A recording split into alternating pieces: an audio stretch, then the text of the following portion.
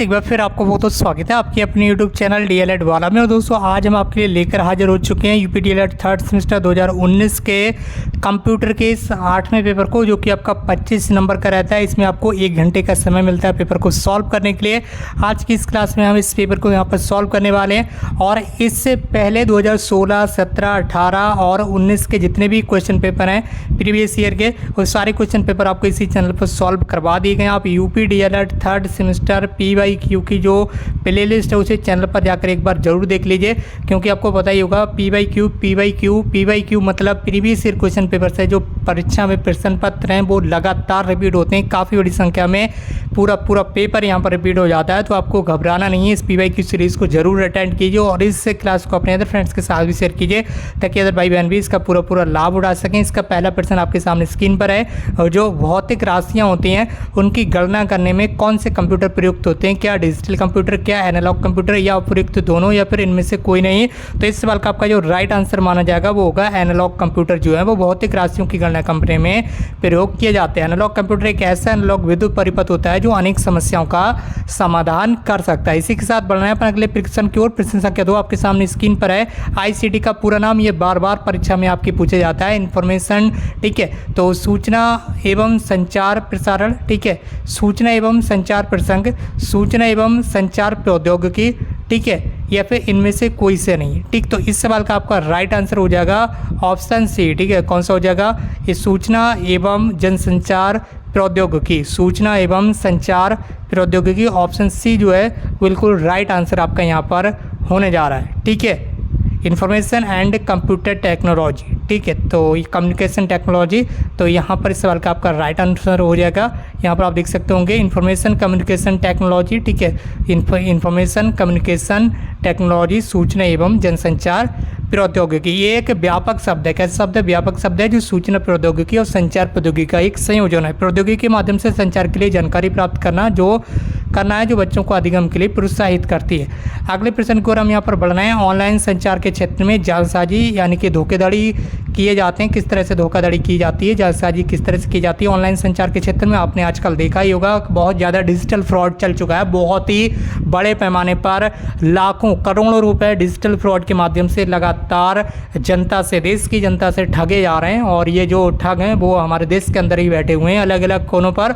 आपको पता ही होगा कई लाख रुपए देश भर में इस तरह से ठग लिए जाते हैं, वो भी ऑनलाइन फ्रॉड करके। तो वही सूची यहाँ पर पूछा जा रहा है कि ऑनलाइन संचार के क्षेत्र में जो जालसाजी धोखा है वो किस तरह से किया जाता है? क्या लुभावनी ऑफर से संबंधित, या क्रैकिंग से संबंधित, या हैकिंग से संबंधित, या उपयुक्त सभी, ठीक है। तो ये उपयुक्त सभी हथकंडे अपनाए जाते हैं, ठीक है, हैकिंग के लिए या फिर जालसाजी के लिए, धोखाधड़ी के लिए। लुभावनी ऑफर आपको दिए जा सकते हैं, जैसे कि कोई रिचार्ज यहाँ पर 500 रुपये का है तो आपसे कहा जाएगा कि भैया ये रिचार्ज आपका 299 में ही हो जाएगा। तो जैसे आप 299 का जो रिचार्ज करेंगे तो आपका रिचार्ज भी नहीं होगा, ये 299 भी आपके चले जाएंगे। तो इस तरह से लुभावनी ऑफर देकर आपसे जो पैसा है वो छीन लिया जाता है। इसी तरह से क्रैकिंग से संबंधित होता है, हैकिंग कर ली जाती है, आपके अकाउंट वगैरह हैक कर ली जाते हैं। आप लगातार सुनते चले आ रहे होंगे, पढ़ते चले आ रहे होंगे।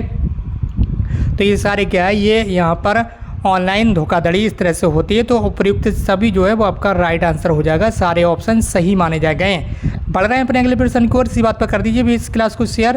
विकिपीडिया क्या है? विकिपीडिया कौन सी पीडिया? विकिपीडिया क्या है? ये ज्ञानवर्धक वेबसाइट है, एक हार्डवेयर है, उपयुक्त दोनों है, फिर इनमें से कोई नहीं। तो जो विकिपीडिया दोस्तों वो यहाँ पर एक ज्ञानवर्धक वेबसाइट है। क्या है? ये एक ज्ञानवर्धक वेबसाइट है जिस पर सभी तरह की जो कंटेंट है, जो जानकारी है वो लगातार आपको मिलती है, सभी सब्जेक्ट से रिलेटेड, सभी टॉपिक से रिलेटेड। तो ये एक ज्ञानवर्धक वेबसाइट है। ऑप्शन ए इसका बिल्कुल राइट आंसर कर लीजिए आप। ऑप्शन ए बिल्कुल राइट आंसर हो जाएगा, ये ज्ञानवर्धक वेबसाइट। बड़ा अपने अगले प्रश्न को, संचार तंत्र के प्रमुख अंग कौन कौन से हैं? क्या माध्यम, क्या रिसीवर, क्या प्रेषक, क्या उपयुक्त सभी? तो इस सवाल का आप राइट आंसर लगाइए, उपयुक्त सभी। ऑप्शन डी बिल्कुल राइट आंसर हो जाएगा। संचार तंत्र में मीडियम यानी कि माध्यम होना चाहिए, एक रिसीवर होना चाहिए, और प्रेषक जो सूचना को भेजता है वो भी होना चाहिए। तो इस सवाल का राइट आंसर हो जाएगा आपका ऑप्शन डी, ठीक है। इसी के साथ बढ़ रहा है अपने अगले प्रश्न की ओर। देख लेंगे अब अति लघु उत्तरीय प्रश्न आपकी ओर बढ़ना है यहाँ पर। तो अति लघु उत्तरीय प्रश्न में पहला प्रश्न 6 नंबर का ये आपके सामने स्क्रीन पर आ चुका है, जिसमें आपसे पूछा जा रहा है कि सर्वर, कौन सा बर? सर्वर का क्या अर्थ है, तो बता देंगे आप। सर्वर हार्डवेयर, सर्वर जो है वो हार्डवेयर या सॉफ्टवेयर का एक संयोग है जिससे क्लाइंट की सेवा के लिए डिज़ाइन किया गया है। सर्वर विभिन्न कार्यात्मकताएं प्रदान करता है जिन्हें अक्सर सेवाएं कहा जाता है, जिससे कई क्लाइंट के बीच डेटा या संसाधन साझा करना है, क्लाइंट के लिए गणना करना। एक सर्वर कई क्लाइंट्स को सेवा दे सकता है, एक क्लाइंट कई सर्वरों का उपयोग कर सकता है। ये यहाँ पर क्लाइंट्स के ऊपर डिपेंड करता है। बढ़ना है अपने अगले प्रश्न की ओर। प्रश्न संख्या 7 आपके सामने स्क्रीन पर है। इसमें पूछा गया है कि वेब पेज से आप क्या समझते हैं, फटाफट बताइए कि वेब पेज आकर होता क्या है। तो web page world wide web पर एक हाइपर टेक्स्ट दस्तावेज है, यानी कि डॉक्यूमेंट है।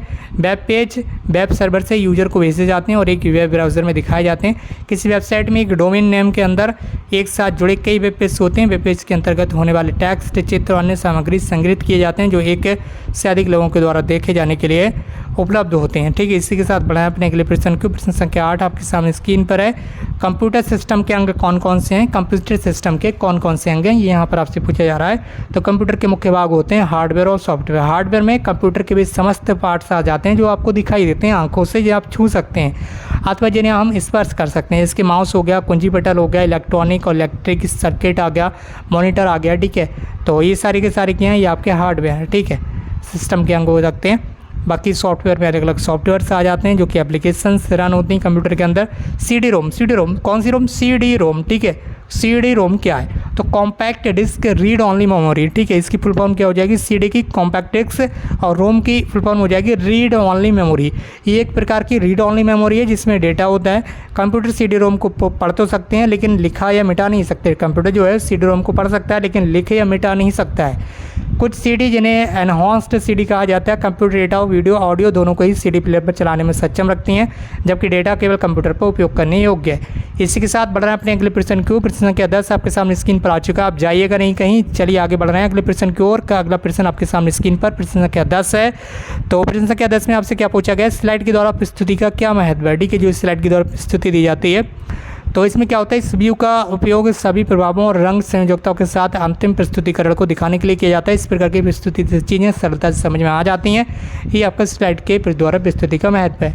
प्रश्न संख्या 11 है कि ई बुक्स क्या है, इंटरनेट पर जो बुक्स उपलब्ध होती हैं डिजिटल रूप में, नहीं आप ई बुक्स कह दीजिए तो कह देते हैं। ये एक पुस्तक प्रकाशन है जो इलेक्ट्रॉनिक रूप में उपलब्ध कराई जाती हैं आपको इंटरनेट पर या अन्य किसी माध्यम से, जिसमें पाठ क्षेत्र दोनों शामिल हो सकते हैं, जो कंप्यूटर या अन्य इलेक्ट्रॉनिक के फ्लैट पैनल डिस्प्ले पर पढ़ने योग्य होते हैं। जैसे कि आप यहाँ पर जो देख रहे हैं ये एक तरह की ई बुक ही है। ठीक है, जो यहाँ पर आप पढ़ रहे हैं ये ई बुक ही है। तो इसी के साथ बढ़ाएं अपने अगले प्रश्न को। प्रश्न संख्या आपका अब 12 है, लेकिन यहाँ तक आपके जो सारे प्रश्न थे, ठीक है, यहाँ पर ये 11 नंबर तक आपके अति लघु उत्तर प्रश्न यहाँ पर समाप्त हो गए। लेकिन जो 12 नंबर का प्रश्न है इसके लिए आपको अलग से क्लास दी जाएगी, तो आप कर लीजिए। आप इस चैनल को सब्सक्राइब जल्दी से, बेल आइकन को प्रेस कर लीजिए, इसके लिए आपको अलग से क्लास मिलेगी। बाकी इससे पहले की जो क्लासेस हैं वो चैनल पर जाकर आप तुरंत विजिट कीजिए, तुरंत चेक कीजिए, सारे प्रीवियस ईयर क्वेश्चन पेपर को एकदम पढ़ लीजिए अच्छे से, बहुत जल्द आपकी परीक्षा होने वाली है। इस वीडियो को, इस क्लास को शेयर कर दीजिए अपने फ्रेंड्स के साथ। और दोस्तों आज की इस क्लास को यहीं पर समाप्त करते हैं। हमसे जुड़ने के लिए बहुत बहुत धन्यवाद। Thank you so much for connect.